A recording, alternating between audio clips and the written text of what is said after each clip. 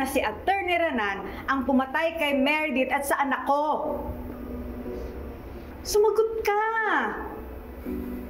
Melanie, you're under oath here. Kung hindi ka magsasabi ng totoo, it will only make things worse for you. Huwag mo nang pagtakpan si Attorney Renan. Sabihin mo na lahat ng alam mo.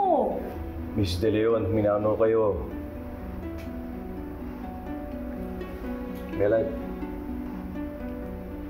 meron ka ba kinalaman sa pagpatay ni Atty. Simmons at sa anak ni Mrs. De Leon?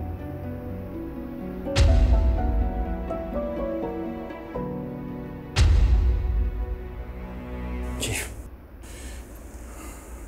Maynard, isang maling sagot mo lang, madadamay ka sa lahat ng to. Kung magsasabi ka ng katotohanan, matutulungan ka namin. Uulitin ko. May nalalaman ka ba sa pagkamatay ni Atty. Simmons at Ino De Leon? Sabihin mo na yung totoo. Sumagot ka na. Si Attorney Renan ba ang pumatay kay Attorney Meredith at sa anak ko? Wala pong alam. Wala pong alam sa mga sinasabi niyo. Ang mga sinabi ko lang alam ko. Saka hindi ko alam kung ano nangyari dyan kay Meredith at kay Ino ba yan.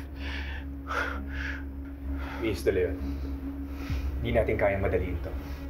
Eh, yung kay Sabrina, may alam ka ba dun sa nangyari kay Sabrina? Oras ang kalaban natin dito. Kailangan ng lumabas ng totoo sa kung ano talaga yung nangyari kay Nanay, kay Ino at kay Sabrina. Ang importante, ipasihan tayo para ma-release ng search warrant.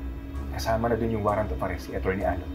Sa search warrant, kailangan makahanap tayo ng anumang ebidensya makakaturo sa koneksyon ni Atty. Renan sa mga krimen. Kung may ibang phone si Atty. Allen, baka nandun yung mahalagang impormasyon. Kailangan nating matrack lahat ng mga lugar na napuntahan niya. Pati na rin yung mga nakastore na data sa mga devices niya. Kasama sa search warrant ang bahay, garahe, kotse.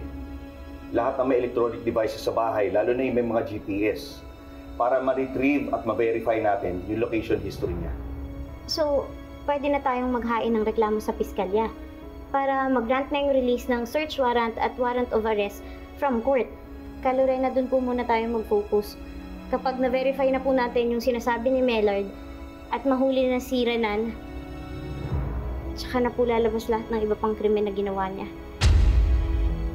Kailangan na po nating mapatunayan lahat ng krimen na ginawa niya.